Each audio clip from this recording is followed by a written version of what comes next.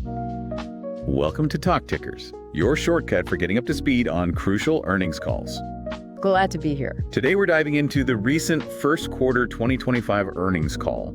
We'll start with the headline figures. Yeah, the big numbers. And then really dig into what they mean for the market and, for investors like you. Sounds good. So overall, it was a strong quarter operationally. Near record leasing, actually 58 million square feet. Wow. Okay.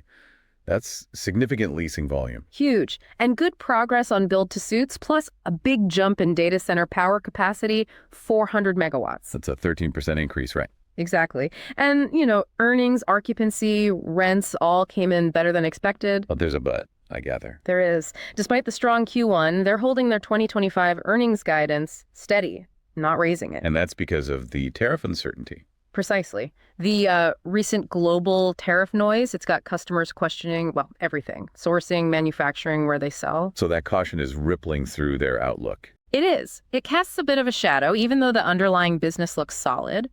Occupancy, for instance, ended Q1 at 95.2%. Okay, 95.2. That's down slightly from year end. Yeah, about 70 basis points down, but still better than they anticipated. Customer retention was apparently quite strong. And the rents? Yep. Those numbers look pretty impressive. They were. Net effective rent changed was up 54%, plus 54. In cash basis. Plus 32% on a cash basis, which feeds into same-store growth that was 5.9% net effective, 6.2% cash. So solid growth on existing properties. Yeah. What about the gap between old rents and new rents? The lease market to market, that ended the quarter at 25%. 25. Which translates to future income potential. A lot of it. They estimate it's about $1.1 billion in additional net operating income down the line. They already captured $105 million of that this quarter. So the potential is definitely there. And they're still building. Oh, yeah. Started about $650 million in new developments. Mostly speculative. Actually, no. Nearly 80% were build to suits. So pre-leased, average term of 16 years. Very solid demand there. Even after the tariff news broke in early April. Even then, they signed another 1.1 million square feet in deals after April 2nd. Interesting. Let's shift to data centers. That's a big growth area, right? Absolutely crucial. They moved 400 megawatts into the advanced stage pipeline. Bringing the total advanced pipeline to 2 gigawatts now. Plus, they have 1.4 gigawatts already fully secured. And they're adding renewables too. They are. Over 900 megawatts of solar and storage either running or being built out. Okay. Financially broader picture, capital raising, debt. Raised about $400 million for their main funds, but that was basically offset by redemptions, so kind of flat there. They did issue $550 million in debt. Pretty good rate, too. Weighted average of 4.1%. And Moody's gave them an upgrade. That's right. Upgraded to A2. A nice vote of confidence in their creditworthiness. Okay, so strong operations, good financial footing, but this tariff cloud is hanging over things. Let's dig into that uncertainty. How is it actually affecting customers? Well, the call really stressed that things shifted after those April 2nd announcements. Customers are scrambling a bit. Scrambling how? Trying to accelerate shipments, reroute cargo, suddenly needing overflow space like right now. We benefit. The 3PLs, the third-party logistics guys, their flex space is filling up fast. One big name apparently went from 83% utilization to over 90% almost overnight. Wow. So an immediate reaction. Are some customers less worried than others? Yeah, it seems like those dealing in essentials, food, beverages, industrial manufacturing, basic consumer goods, they feel a bit more confident. And the most worried? Definitely those with heavy China-based production. They're looking at potential margin squeezes, even if they pass on some costs. So planning horizons are shrinking. Flexibility is key. Exactly. Everyone's thinking shorter term. And underlying it all is this worry about, potential recession impacting overall consumption. Did they see a direct impact on leasing right after the announcement? Some. In the 2 weeks following April 2nd, they signed about 80 leases, over 6 million square feet, which sounds like a lot. Love that. But it was roughly a 20% dip from their usual pace during that kind of period, so a noticeable slowdown. What trends do they expect going forward from this? They see a few things. Higher inventory levels becoming the norm, e-commerce continuing to gain share, especially if store availability gets patchy. And geographic shifts. Yeah. Growth in markets like Canada, India, Brazil, Mexico, they see those as potentially benefiting. And maybe port markets initially getting a bump from inventory buildup. And the inflationary impact. They expect tariffs to push prices up, which longer term tends to increase the value of hard assets like warehouses, raises replacement costs, and should eventually push rents higher too. Which all circles back to why they kept the main guidance flat, despite the strong Q1. Precisely. Seemed prudent given the fog, but they did tweak some other parts of the guidance. Right. Development starts, for example. Yeah, they pulled back the guidance there. Now $1.5 to $2 billion at their share, mostly because they expect to do less spec development, building without a tenant lined up. Makes sense. Less risk-taking. What else changed? Combined contributions and dispositions guidance is lower, $400 million to $1 billion now. And development gains are expected to be lower too, $100 to $250 million. But G&A costs are guided slightly higher. That seems counterintuitive. A little, but it's partly an accounting thing. With less development activity, they capitalize fewer of those overhead costs, so more hits the expense line. Got it. But the main profitability metric, core FFO, that range stayed the same. Exactly, $5.65.81 per share, including promotes, and $5.70 to $5.86, excluding them. That core range held firm. And they did that stress test you mentioned, modeled some really bad scenarios. They did. Looked at parallels to the dot-com bust, the GFC, Brexit, early COVID, really severe downturns. And the takeaway? Even under the worst-case scenario they modeled, which was actually tougher than the GFC conditions, their earnings projections still landed inside the bottom end of their current guidance range. That speaks volumes about resilience, I suppose. It really does. Suggests a pretty robust underlying business. So, strategically, what's the plan now? Hunker down. Stay disciplined, definitely. Keep capital allocation tight, stay super close to customers, understand their pain points. And focus investment where? Focus on locking down those build-to-suits, both logistics and data centers, and leveraging their other adjacent businesses that are profitable. Okay, let's move to the Q&A highlights. Analysts always dig for more detail. What stood out there? Well, one point was about recession fears versus long-term consumption trends. The message was, look, consumption generally tracks GDP growth over time, and that long-term trend is still upwards. Did they talk about the last round of tariffs back in 2017? Yeah, interesting point there. Apparently, those didn't really dent overall U.S. consumption much. It just shifted where stuff was made, the China plus one idea, more from Mexico, Europe. The key is where it's consumed.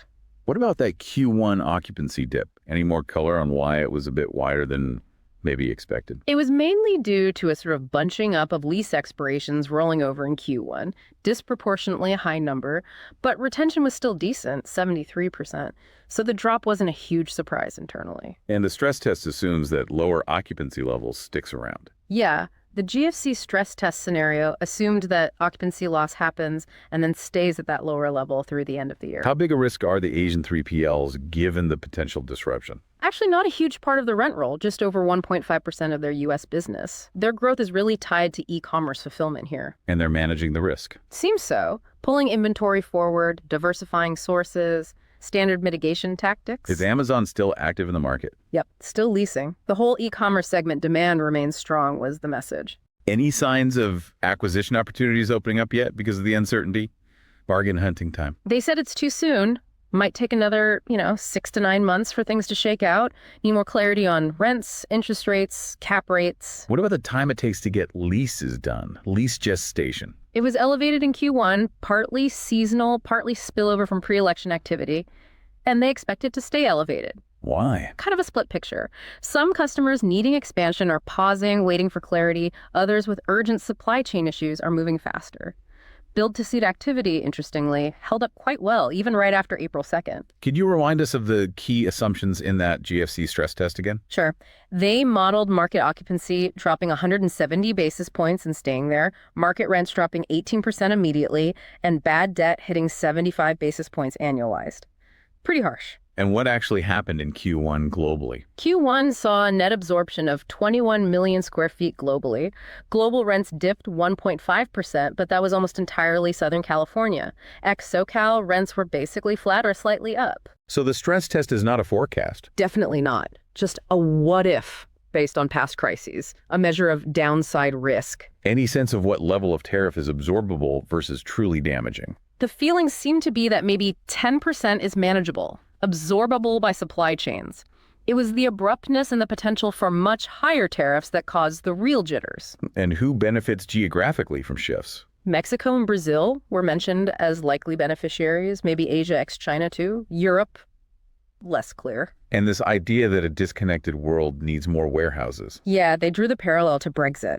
Uncertainty and disruption meant companies needed more inventory, often duplicated on both sides. More warehouses needed in the UK and the EU. Uncertainty breeds inventory. How's investor appetite for their funds holding up? Was strong before April 2nd. Post-April 2nd, it's more about potential macro effects, the denominator effect if stock markets fall, making real estate allocations look too high, and just general liquidity concerns in private markets. Less about industrial specifically, more about real estate overall. What about specific tenants, like UPS? Business is ongoing. Signed some significant leases with them recently. Notice they mentioned slightly lower occupancy in smaller spaces. Is that typical? Yeah, under 100,000 square feet. Usually shorter lease terms, maybe tenants are a bit more vulnerable in downturns. But the counterpoint is replacement costs for those smaller spaces are way higher than current values, which should limit new supply. Speaking of replacement costs, Yeah. they're rising generally. Significantly due to inflation. Plus, higher interest rates mean developers need higher yields to justify building. So, at current rent levels, new construction is becoming harder to pencil out. Could mean less supply ahead. That strong Q1 cash same-store NOI growth, 6.2%, seems well above their annual guide. Was that just timing? Partly timing, yeah. Influenced by occupancy levels, and when free rent periods burned off on some leases, future quarters will really depend on year-over-year occupancy changes. How quickly does a slowdown in leasing, like potentially in April, show up in occupancy numbers? It varies. Renewals might have a 3-12-month lag. New leases in existing space, maybe weeks to 45 days. New buildings take longer. So an April slowdown could start biting in Q2, maybe Q3. Was tenant caution already there before April 2nd? Likely, yes. Just general tariff uncertainty simmering. If it gets resolved, maybe demand snaps back. Hard to say short term. And that Q1 net absorption, 21 million square feet, how does that compare? It was lower than Q1 last year, which was 27 million, and last year's Q1 wasn't considered amazing either. Q1 is seasonally slower, though. So context matters. Right, and last year didn't have the election uncertainty overlay. Usually absorption and leasing pick up through the year. They also noted they've already renewed about 7% of the 12% of their rent roll expiring this year, so getting ahead of it. Okay, that's a really comprehensive look at the call and the context. Fantastic detail. Now let's pivot to our This Is Not Financial Advice segment. Time for some outrageous but plausible trade ideas. All right, let's get creative. Idea number 1, the resilient retailer hedge. Okay, intrigued. What's the premise? Given the focus on essential goods holding up, and maybe e-commerce gaining if supply chains get messy, consider going long a discount retailer, one that's heavy on private label food and household stuff. And the hedge, the short side? Sure, a higher-end discretionary goods retailer. Maybe one known for apparel or home goods, heavily reliant on those potentially disrupted international supply chains. Rationale being? The discounter wins if people trade down, prioritize value, and need stuff now. Private label helps control supply. The high-end retailer gets hit by tariffs, maybe lower discretionary spending in a slowdown, and supply chain headaches. Okay. Makes a certain kind of sense in this environment. What's idea number 2? Idea 2. The North American infrastructure boost play. Betting on a regional shift. Exactly. The call hinted Mexico and Canada could benefit, so maybe go long. A North American railway company, one with big cross-border freight operations. In short. Short, a shipping company that's mostly focused on trans-Pacific routes. So if sourcing shifts closer, rails win, long-haul ships lose. That's the thinking. More stuff moving between the U.S., Canada, Mexico means more demand for rail. Less stuff crossing the Pacific potentially means less demand for those specific shipping lines. Very interesting, quite provocative plays. But we have to stress. Absolutely. This is purely for discussion, food for thought. Definitely not financial advice. Do your own homework, always. Okay, that wraps up our deep dive into this earnings call. We try to unpack the numbers, the nuances, the outlook. And hopefully connect the dots between the company's performance, the macro environment, and what it might mean going forward. We really hope this gave you some valuable insights, maybe a few aha moments, and just a clearer picture overall. We'd love to know what stood out to you. Any questions that linger? Thoughts on those slightly wild trade ideas? Keep exploring, stay curious, stay informed. And join us next time for another deep dive. Until then, keep analyzing the markets.